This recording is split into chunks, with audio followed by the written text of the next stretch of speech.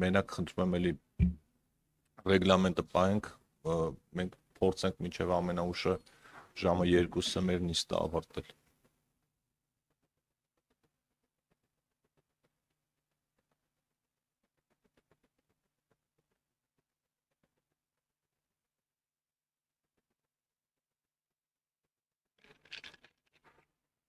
Ձեզ եմ ներկայացնում արգելի գործընկերներ տարածքային կառավարման եւ ենթակառուցվածքների նախարարության 2026 թվականի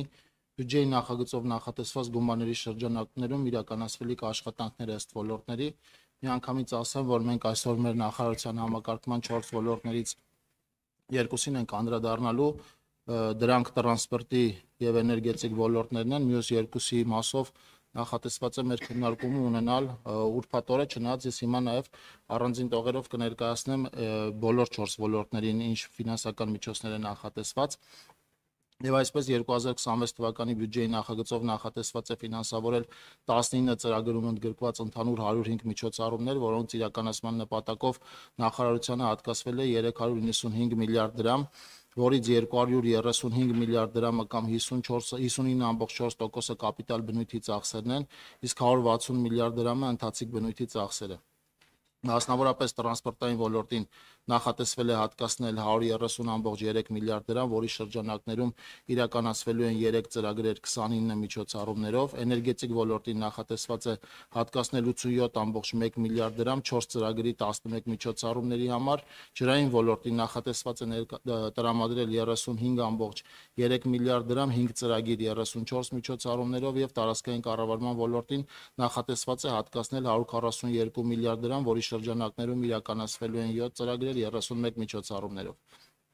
Ինչպես նախապես ասացի, այսօր կանդրադառնանք տրանսպորտի եւ էներգետիկայի ոլորտին։ Տրանսպորտի ոլորտին նախատեսված է հատկացնել 130.3 միլիարդ դրամ, որը նախորդ տարվա համեմատ ավել է 32.3 միլիարդ դրամով կամ 33%-ով։ Գումարների բաշխումը ըստ ծրագրերի ունի հետեւյալ կառուցվածքը՝ ճանապարհային ցանցի բարելավման ծրագիր 126.5 միլիարդ դրամ, որից 113 միլիարդ դրամը կամ 89.8%-ը կապիտալ բնույթի ծախսերն են։ Մասնավորապես 2026 թվականի ընթացքում 60 միլիարդ դրամի շրջանակներում վարկային միջոցների հաշվին նախատեսված է ավարտել հյուսիս-հարավ ճանապարհային միջանցքի աշտարակ Թալին 34 կիլոմետր եւ շահագործման ընդունել Լանջիկ-Գյումրի 23.2 կիլոմետր ճանապարհահատվածը, կշարունակվի Քաջարան-Ագարագ 32 կիլոմետր երկարությամբ հատվածի շինարարական աշխատանքները, կտրվի Քաջարանի թունելի եւ մոտեցումների շինարարության մեկնարկը։ Իդեպ Քաջարանի թունելի մասով մենք արդեն մրցութային գործընթացի ամփոփման փուլում ենք եւ առաջիկայում հաղթող կազմակերպությանը կունենանք։ 2026 թվականին կմեկնարկի նաեւ Սիսիան-Քաջարան 60 կիլոմետր ճանապարհահատվածի հողերի օտարման եւ տարաբնակեցման ծրագրի իրականացումը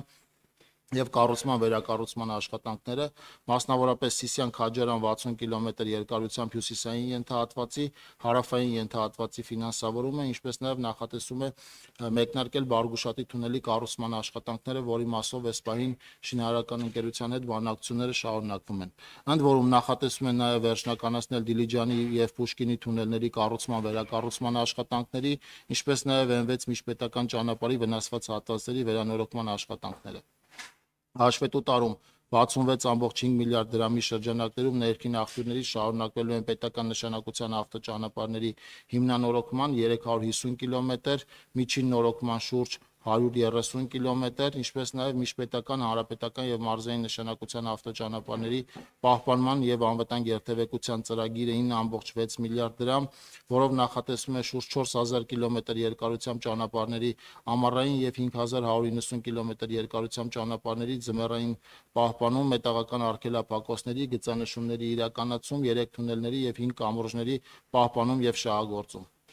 2026 թվականի բյուջեով 333 միլիոն դրամի շրջանակներում շարունակվելու է իրականացնել ճանապարհային դեպարտամենտ հիմնադրամի պահպանման ծախսերը։ Եթե անդրադառնամ ավիացիայի բնագավառին, պիտի նշեմ, որ մենք այստեղ նախատեսել ենք 3.6 միլիարդ դրամ, որի շրջանակներում այս տարի առաջին անգամ պետական բյուջեի շրջանակում նախատեսվում է պետական աջակցություն այն ավիաընկերություններին, որոնք կփոխադրեն օդային ուղևորներին դեպի նոր ուղղություններից դեպի Երևանի Զվարթնոց եւ Գյումրի օդանավականներ, շուրջ 3 միլիարդ դրամ նախատեսված է սուբսիդավորումը իրականացնելու համար, իհարկե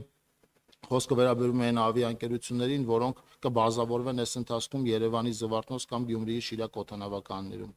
Երկաթուղային ցանցի բարելավում ծրագրի շրջանակներում նախատեսված է կոնցեսիոն պայմանագրի համաձայն սուբսիդավորել համաձայնեցված ծավալներով եւ ուղղություններով ուղևորափոխադրումները Հարավկովկասյան երկաթուղի ՓԲ-ի նախորդ տարվա արդյունքներով առաջացած տարեկան վնասի մասով 30%, որը կազմում է շուրջ 247 միլիոն դրամ։